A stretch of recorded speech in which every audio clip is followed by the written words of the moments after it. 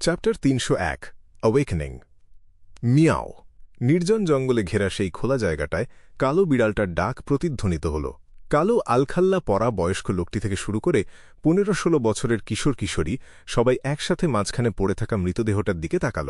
কনকনে ঠান্ডা একটা বাতাসের ঝাপটা বয়ে গেল, আর কালো বিড়ালটা মাটিতে নেমে যে মানুষটা তাকে ছুঁড়ে মেরেছিল তার দিকেই তাকিয়ে রইল। সে সমানে তার লেজ নাড়তে লাগল। হঠাৎ করেই তার গায়ের লোম আবার খাড়া হয়ে উঠল। তারপর পেছনের দু পায়ে প্রচণ্ড জোর দিয়ে লাফিয়ে উঠে সে অন্যদিকে ছুটে পালাল। কিন্তু দুর্ভাগ্যের বিষয়, তার এই কাণ্ডকারখানা কারো মনোযোগী টানতে পারল না। সেখানে উপস্থিত সমস্ত মানুষের নজর তখন ওই নিথর মৃতদেহটার ওপর আটকে ছিল। সেকেন্ড গড়িয়ে মিনিট পার হল, কিন্তু মৃতদেহটাতে কোনোরকম আশানুরূপ পরিবর্তন দেখা গেল না। আবারও ব্যর্থ। কিশোরদের মধ্যে একজন একটু এগিয়ে গিয়ে হাঁটু গেড়ে বসল, তারপর আঙুল দিয়ে মৃত মানুষটার চামড়ায় খোঁচা দিল। কোনো প্রতিক্রিয়া নেই। সে অর্ধেকটা ঘুরে কালো পোশাক পরা লোকটি আর তার সঙ্গীদের দিকে তাকিয়ে বলল। ঠিক সেই মুহূর্তে সে অনুভব করল নিচ থেকে একটা বাতাসের ঝাপটা এসে তার মুখে লাগল। হঠাৎ শোঁ করে একটা শব্দ হল, আর মৃতদেহটা উঠে বসল। ছেলেটি চমকে উঠল, আর পরক্ষণেই আনন্দে চিৎকার করে বলে উঠল, সাফল্য এসেছে, আমরা সফল হয়েছি। তার কথা শেষ হওয়ার আগেই মৃতদেহটা তার কাঁধ খামচে ধরে নিজের দুই হাতের মধ্যে টেনে নিল। তারপর মুখ হাঁ করে সে সজোরে একটা কামড় বসাল, একটা বিশ্রী শব্দ হল, আর চারদিকে রক্ত ছিটকে পড়ল। বাঁচাও! আতঙ্কে চিৎকার করে ছেলেটি নিজের সর্বশক্তি দিয়ে পিছিয়ে আসার চেষ্টা করল, কিন্তু সে নিজেকে ছাড়িয়ে নিতে পারল না। মৃতদেহটা মাথা তুলল, তার সারি সারি সাদা দাঁতগুলো বেরিয়ে পড়ল, দাঁতের ফাঁকে ঝুলে আছে মাংসের টুকরো, আর মুখ দিয়ে গড়িয়ে পড়ছে রক্ত। কালো আলখাল্লা পরা লোকটি এক মুহূর্তের জন্য হতভম্ব হয়ে গেল। তারপর সে পিতলের রঙের একটা বাঁশি বের করল। সে বাঁশিটা মুখে পুরে ফুঁ দিল। তারপর সে হার্মিজ ভাষায় বলল, আমি ডেথের নামে তোমাকে আদেশ করছি। বাতাসে তার গলার আওয়াজ প্রতিধ্বনিত হওয়ার সাথে সাথেই মৃতদেহটা চিবানো থামাল, আর এক মুহূর্তের জন্য জায়গাতেই জমে গেল। কামড়ের চোটে যে ছেলেটির ঘাড় আর কাঁধ ছিন্ন ভিন্ন হয়ে গিয়েছিল, সেও প্রাণহীন মানুষের মতো মাটিতে লুটিয়ে পড়ল। তার পরনের কাপড়ের নিচের দিকের অংশটা ভয়ে পুরোপুরি ভিজে গিয়েছিল। এটা সত্যিই সম্ভব। কালো আলখাল্লা পরা লোকটি আনন্দ আর বিস্ময়ের সাথে বিড়বিড় করে উঠল। সে মৃতদেহটার দিকে আঙুল তাক করে আবারও হার্মিজ ভাষায় বলল, ওঠো। মৃতদেহটা আচমকা দাঁড়িয়ে পড়ল। তারপর কাঁধটা পেছনের দিকে ঝাঁকিয়ে সে দ্রুত নির্জন জঙ্গলের গভীরে ছুটতে শুরু করল। ফিরে এসো! কালো আলখাল্লা পরা লোকটি অবাক হয়ে চিৎকার করে উঠল, কিন্তু মৃতদেহটার থামার কোনো লক্ষণই দেখা গেল না। সে আবারও বাঁশিতে ফুঁ দিয়ে গম্ভীর গলায় চিৎকার করল, আমি ডেথের নামে তোমাকে ফিরে আসার আদেশ করছি। তার এই কথাগুলোর সাথে সাথেই মৃতদেহটা জঙ্গলের ভেতর অদৃশ্য হয়ে গেল। আমি তো তোমাকে ফিরে আসার আদেশ দিয়েছিলাম। কালো আলখাল্লা পরা লোকটি হতবুদ্ধি হয়ে জায়গাতেই দাঁড়িয়ে রইল, আর ঘোরের মধ্যে নিজের মনে বিড়বিড় করতে লাগল। জঙ্গলের ভেতরে ক্লাইন মোরেত্তি এক হাতে আজিকের সেই তামার বাঁশি আর দেশলাই বাক্সটা ধরে রেখেছিল। সে সমানে দেশলাই কাঠি জ্বালাচ্ছিল, আর হাতের কবজি ঝাঁকিয়ে সেগুলো নিভিয়ে মাটিতে ছুঁড়ে ফেলছিল। এই কাজটা করতে করতে সে একটা বৃত্তাকার পথে পেছনের দিকে সরে যাচ্ছিল। Tap tap tap. ফ্যাকাসে চেহারার আর দুর্গন্ধ ছড়ানো একটা মৃতদেহ ছুটে এলো। তার প্রাণহীন চোখ দুটো সোজা সেই প্রাচীন আর সুন্দর তামার বাঁশিটার দিকে তাকিয়েছিল। ক্লাইন মোরেত্তি পেছাতে পেছাতে গাল ফুলিয়ে মৃতদেহটার দিকে তাক করে একটা শব্দ নকল করল, ব্যাং! বুকে একটা গভীর ক্ষত তৈরি হওয়ার সাথে সাথে মৃতদেহটা হঠাৎ করেই টলে উঠল। ব্যাং! ক্লাইন মোরেত্তি আবার গাল ফুলিয়ে আরও একটা এয়ার বুলেট ছুঁড়ল। স্প্ল্যাট! মৃতদেহটার মাথাটা চূর্ণ বিচূর্ণ হয়ে গেল, আর সেখান থেকে অনবরত পচা তরল গড়িয়ে পড়তে লাগল। তবে মৃতদেহটার জন্য এটা কোনো মারাত্মক আঘাত ছিল না। সে শুধু এক মুহূর্তের জন্য একটু ধীর হয়ে গিয়েছিল, তারপর আবার এগোতে শুরু করল। এই দৃশ্য দেখে ক্লাইন মোরেত্তি এক পা পিছিয়ে গিয়ে জোরে তুড়ি বাজাল। পা! মাটি থেকে একটা উজ্জ্বল আগুনের শিখা জ্বলে উঠল, মৃতদেহটাকে ঘিরে ফেলল, আর তার বাইরের পোশাকগুলোতে আগুন ধরিয়ে দিল। Tap tap tap. মৃতদেহটা আগুনের ভেতর দিয়েই ছুটে এলো, আর একটা পাগল ষাঁড়ের মতো সামনের দিকে তেড়ে যেতে লাগল। পা পা পা! ক্লাইন মোরেত্তি সমানে তুড়ি বাজিয়ে চলল, আর তার ফলে মাটিতে একের পর এক লাল আগুনের শিখা জ্বলে উঠতে লাগল।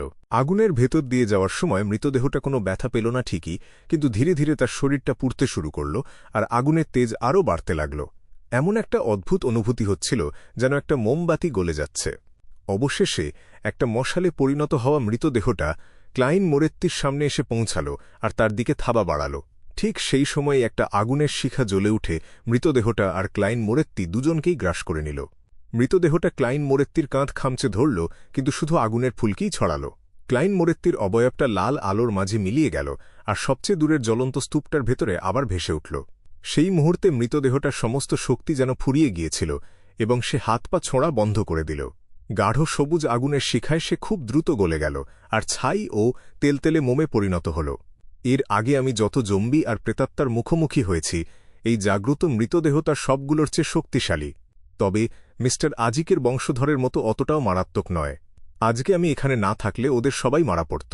ক্লাইন মোরেত্তি মাথা নাড়াল, আর গাছের ফাঁক দিয়ে সেই খোলা জায়গাটুকু লক্ষ্য করে হাঁটতে শুরু করল। ঠিক এই সময় কালো আলখাল্লা পড়া লোকটি জঙ্গলের ভেতরের পরিবর্তনগুলো আগেই খেয়াল করেছিল। কোনোরকম দ্বিধা না করে সে ঘুরে দাঁড়িয়ে ছুট লাগাল, আর তার সাথে থাকা ৭-৮ জন কিশোর কিশোরী চোখের পলকে চারদিকে ছড়িয়ে পড়ল। কিন্তু যখন তারা বুঝতে পারল যে আশেপাশে আর কেউই নেই, তখন তারা ভয়ে ভয়ে থেমে গেল এবং আবার সেই আগের জায়গাটিতে ফিরে এসে জড়ো হল। একটু আগেই তারা চোখের সামনে একটা মৃতদেহকে জেগে উঠতে দেখেছে, আর দেখেছে কিভাবে সেই জাগ্রত মৃতদেহ তাদেরই একজনের ঘাড়ে কামড় বসিয়েছে। এই ঘটনার পর ঘন অন্ধকার রাতে একা একা পালিয়ে যাওয়ার মতো সাহস তাদের আর হল না। এতে তাদের ঘাড়ের পেছনের দিকটা যেন ভয়ে শিউরে উঠছিল। তারা একে অপরের দিকে তাকাল। ঘাড় আর কাঁধ ক্ষতবিক্ষত হওয়া সেই কামড়ানো কিশোরটিকে সাহায্য করার মতো সাহস কারও হল না। তাদের ভয় হচ্ছিল যে সে হয়তো যে কোনো মুহূর্তে জম্বি হয়ে যেতে পারে। বুকের ধুকপুকানি বাড়িয়ে দেওয়া সেই ছোট্ট নীরবতার মাঝেই তারা দেখতে পেল লাল, হলুদ আর সাদা রঙে মুখ ঢাকা আর জমকালো পোশাক পরা একটা ক্লাউন জঙ্গল থেকে হেঁটে বেরিয়ে আসছে। এটা ছিল ক্লাইন মোরেত্তির নিজের তৈরি করা একটা ইলিউশন বা মায়া। সে চারপাশটা একবার চোখ বুলিয়ে দেখল, কিন্তু সেই কালো আলখাল্লা পড়া লোকটিকে আর তাড়া করল না। তার বদলে সে একটু কর্কশ গলায় জিজ্ঞেস করল, অনুষ্ঠানটা কে পরিচালনা করছিল? মনে হল কিশোর কিশোরীরা যেন এখনও ঘোর কাটিয়ে উঠতে পারেনি। কয়েক সেকেন্ড পর তারা কাঁপতে থাকা একটা ছেলেকে সামনের দিকে ঠেলে দিল, যে উত্তর দিল, উনি আমাদের প্রাচীন ফেসাক ভাষার শিক্ষক কাপুস্কি রিড। উনি দাবি করতেন যে মৃত্যু সম্পর্কে ওনার গভীর জ্ঞান আছে, আর উনি আমাদেরকে অমরত্বের রহস্য খোঁজার পথে নেতৃত্ব দিতে চেয়েছিলেন। তাহলে সে স্কুলের একজন শিক্ষক। অমরত্বের রহস্য চাপাবাজি করার জন্য তো আর ট্যাক্স দিতে হয় না। একটু আগে তার কার্যকলাপ দেখে যা মনে হল, এই লোকটা কোনোভাবেই স্পিরিট মিডিয়াম হতে পারে না। খুব বেশি হলে সে হয়তো একজন গ্রেভ ডিগার হবে। সত্যি বলতে সে হয়তো কেবল সিকোয়েন্স নয়ের একজন কর্পস কালেক্টর। অবশ্যই এমনও হতে পারে যে সে ডেথ পাথওয়ের কেউই না, স্রেফ মোহ থেকে নিউমিনাস এপিস্কোপেটে যোগ দিয়েছে। কাপুস্কি কোথায় থাকে সেই সঠিক ঠিকানাটা জানার পর ক্লাইন মোরেত্তি এক মুহূর্ত চিন্তা করে বলল, তোমরা এখন ফিরে যেতে পারো। এই ব্যাপারে আর কখনোই জড়াবে না। কথাটা যেন বাইরে জানাজানি না হয়, না হলে তোমাদের সবাইকে মরতে হবে।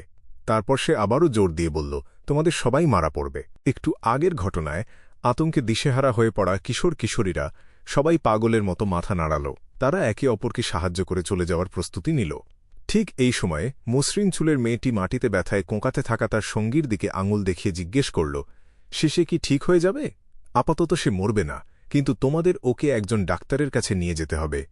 বলবে যে একটা হায়না তাকে কামড়ে দিয়েছে, যে হায়নাটা প্রায় পচা মাংস খায়। ক্লাইন মোরেত্তি তাদের আর পাত্তা না দিয়ে আবার জঙ্গলের দিকে হাঁটা ধরল। ছেলেমেয়েরা একে অপরের দিকে তাকাল, আর কেউ একজন হুট করে বলে বসল, মাফ করবেন, একটা কথা জিজ্ঞেস করতে পারি? আমরা আপনাকে কি নামে ডাকব? ক্লাইন মোরেত্তি হাসল, আর ইচ্ছে করেই তাকে বিভ্রান্ত করার জন্য নিচু গলায় উত্তর দিল, আমি নরকের একজন দারোয়ান মাত্র। কথা বলতে বলতেই চারপাশে একটা কুয়াশা ছড়িয়ে পড়ল, আর সে যেখানে দাঁড়িয়েছিল সেখান থেকে তার অবয়বটা মিলিয়ে গেল। বলা বাহুল্য, এই সবটাই ছিল ইলিউশন। নরকের দারোয়ান? কিশোর কিশোরীরা কথাগুলো ফিসফিস করে পুনরাবৃত্তি করল। সবার মাথাতেই তখন আলাদা আলাদা চিন্তা ঘুরপাক খাচ্ছিল। কিন্তু হাড় কাঁপানো একটা কনকনে ঠান্ডা বাতাস বয়ে যাওয়ার পর তারা আবারও শিউরে উঠল। সঙ্গীদের ধরে ধরে তারা সেখান থেকে চলে গেল, আর একবারও পেছন ফিরে তাকানোর সাহস পেল না। এই লোকটা নিউমিনাস এপিস্কোপেটের সদস্য? কি হতাশাজনক একটা ব্যাপার। সে যদি তার বর্তমান পরিচয়টা ছেড়ে না পালায়, তাহলে মাঝরাতে আমি একবার তার সাথে দেখা করে আসব, দেখব সে কোনো কিছু জানে কিনা। হ্যাঁ, তাকে এমন একটা শিক্ষা দিতে হবে যাতে সে আর কখনো ছাত্রছাত্রীদের বিপদে ফেলার সাহস না পায়। সে কিভাবে স্পিরিট ড্যান্স আর পুনরুত্থান অনুষ্ঠান এগুলো ছেলে খেলা? ক্লাইন মোরেত্তি তার অভ্যাসমতো একজন নাইট হকের দৃষ্টিকোণ থেকে পরিস্থিতিটা বিচার করল। খুব জলদি সে রগো কোলোম্যানের প্রাসাদে ফিরে এল, আর বডিগার্ডদের টহল দেওয়ার সময় পার হওয়ার জন্য ধৈর্য ধরে অপেক্ষা করতে লাগল। সুযোগ পাওয়া মাত্রই সে সীমানার দেয়াল টপকে ছায়ার গা ঘেঁষে দ্রুত বাড়ির দিকে এগোল, তারপর নিঃশব্দে বারান্দায় উঠে গেল।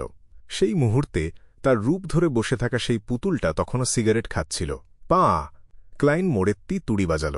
তার সামনের সেই অবয়বটা পাতলা একটা কাগজের টুকরোয় পরিণত হয়ে হাওয়ায় ভেসে তার হাতের তালুতে এসে পড়ল। আগের তুলনায় এই কাগজের টুকরোটাতে লাল, মরচে ধরা দাগ পড়ে গিয়েছিল এবং এটা আর ব্যবহার করার মতো অবস্থায় ছিল না। ক্লাইন মোরেত্তি সেটাকে যত্রতত্র ফেলে দেওয়ার সাহস করল না। সে ওটা ভাঁজ করে নিজের পকেটে রেখে দিল। এই সব কাজ শেষ করে সে হেলেদুলে হলঘর পেরিয়ে অ্যাডেল কোলোম্যানের শোবার ঘরে ঢুকল। আপনার এত দেরি হল যে? স্টুয়ার্ট কাঁপা কাঁপা গলায় জিজ্ঞেস করল। সে খোঁজখবর নেওয়ার জন্য দরজার কাছে গিয়েছিল আর গিয়ে দেখেছিল শার্লক মোরেত্তি একটার পর একটা সিগারেট খাচ্ছে। নিজের দায়িত্বের কারণে সে শোবার ঘর ছেড়ে যাওয়ার সাহস করেনি। ক্লাইন মোরেত্তি হেসে উত্তর দিল, একটু বিশ্রাম নিন আর রিল্যাক্স করুন। আপনিও চলে যেতে পারেন, আমার কোনো আপত্তি নেই। স্টুয়ার্ট ঠিক যখন রাজি হতে যাচ্ছিল তখনই হঠাৎ তার একটা কথা মনে পড়ে গেল। তাকে শেষমেশ বারান্দায় একা একা থাকতে হবে। চারদিকে অন্ধকার রাত আর পর্যাপ্ত আলোর অভাব। কনকনে ঠান্ডা বাতাস বইবে আর চারপাশের পরিবেশটা সবসময় ভূতের গল্পের কথাই মনে করিয়ে দেবে। তাই সে জোর করে একটু হেসে বলল, না ঠিক আছে, আমার যাওয়ার দরকার নেই। ক্লাইন মোরেত্তি নীরবে একটু হাসল আর আবার বসে পড়ল। হেলান দেওয়া চেয়ারটাকে রাতের অন্ধকারে ধীর শান্তভাবে দুলতে দিল। ভোর হওয়া পর্যন্ত এভাবেই চলল, আর নতুন করে কিছুই ঘটল না। অ্যাডেল কোলোম্যান যখন ঘুম থেকে উঠল, সে বিছানায় উঠে বসল, গভীর চিন্তায় মগ্ন। ক্লাইন মোরেত্তি কিছুই বলল না, তবে সে কাসলানা আর তার সহকারীর সাথে জায়গা বদল করে নিল এবং নিজের বাকি ঘুমটুকু পুরো করার জন্য ধীরে ধীরে অতিথি ঘরের দিকে হেঁটে গেল। সে ঘুমের ঘরেই শুনতে পেল রগ কোলোম্যান আনন্দ আর বিস্ময়ের সাথে চিৎকার করে উঠছেন, ওহ আমার ছেলে, তুমি এখন ঠিক আছো? পবিত্র লর্ড অফ স্টর্মস, আমি চার্চে ৩০০ পাউন্ড দান করব। তুমি বলছো যে ওরা তোমাকে মেরে ফেলবে না? পুরোটাই একটা ভুল বোঝাবুঝি ছিল। ৩০০ পাউন্ড? কি পরিমাণ অপচয়! ক্লাইন মোরেত্তি বিড়বিড় করতে করতে পাশ ফিরে শুল আর নরম, উষ্ণ লেপটা দুহাত দিয়ে জড়িয়ে ধরল। তারপর সে আবার ঘুমিয়ে পড়ল। দুপুরে ক্লাইন মোরেত্তি যখন খাবার জন্য নিচে নামল, কাসলানা তার উল্টো দিকের চেয়ারে বসে কপালে হালকা ভাঁজ ফেলে জিজ্ঞেস করল, কাল রাতে কি হয়েছিল? কিছুই না। ক্লাইন মোরেত্তি খুব সাধারণভাবেই উত্তর দিল, আর তারপর সে হেসে ফেলল। অ্যাডেল কোলোম্যানের ঘুম থেকে ওঠা আর বাথরুমে যাওয়াটাও কি হিসেবের মধ্যে পড়ে? তার পাশেই বসে থাকা স্টুয়ার্ট তার কাজ একটু ধীর করে সম্মতি জানিয়ে মাথা নাড়ল। কাসলানা একবার তাদের মুখের দিকে তাকাল, তারপর চোখ ফিরিয়ে নিয়ে নিচু গলায় উত্তর দিল, না। ক্লাইন মোরেত্তির ঠোঁটের কোণে একটা হাসি ফুটে উঠল আর সে খুব দক্ষ হাতে তার স্টেকটা কাটতে শুরু করল।